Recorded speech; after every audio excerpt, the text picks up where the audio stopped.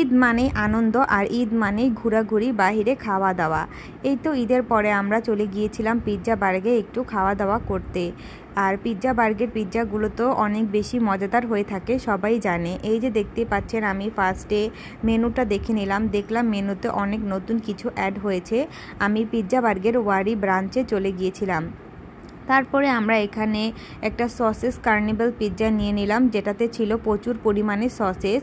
এই যে দেখতেই পাচ্ছেন, সসেসগুলো দিয়ে ভর্তি ছিল পিৎজাটা, আর খেতেও কিন্তু বেশ ভালোই ছিল। তারপরে পিৎজাটা সার্ভ করে সবাই খেয়ে নিলাম। আর এরপরে পিৎজা বার্গের আমরা বার্গারটা অর্ডার করেছিলাম। পিৎজা বার্গের বার্গার কিন্তু খুবই টেস্টি ছিল, এই যে দেখতেই পাচ্ছেন। আর সাথে আমরা এখানে নিয়েছিলাম হানি চিকেন এবং নাগা চিকেন, সেটা কিন্তু খুবই ঝাল ছিল। এই চিকেন ললির মধ্যে যে নাগা চিকেন ললিটা ছিল, এই যে এটা দেখতেই পাচ্ছেন, অনেক বেশি টেম্পটিং লাগছে দেখতে, আর অনেক বেশি ঝাল ছিল। যারা ঝাল পছন্দ করেন তারা এটা খেতে পারেন, খুবই ভালো লাগবে। এটা খুবই ভালো ছিল ঝাল লাভারদের জন্য। আর এটা নর্মাল ছিল, এটা খেতে বেশ ভালো ছিল। যেহেতু আমি ঝাল পছন্দ করি না, তাই আমার কাছে এটাই ভালো লেগেছিল।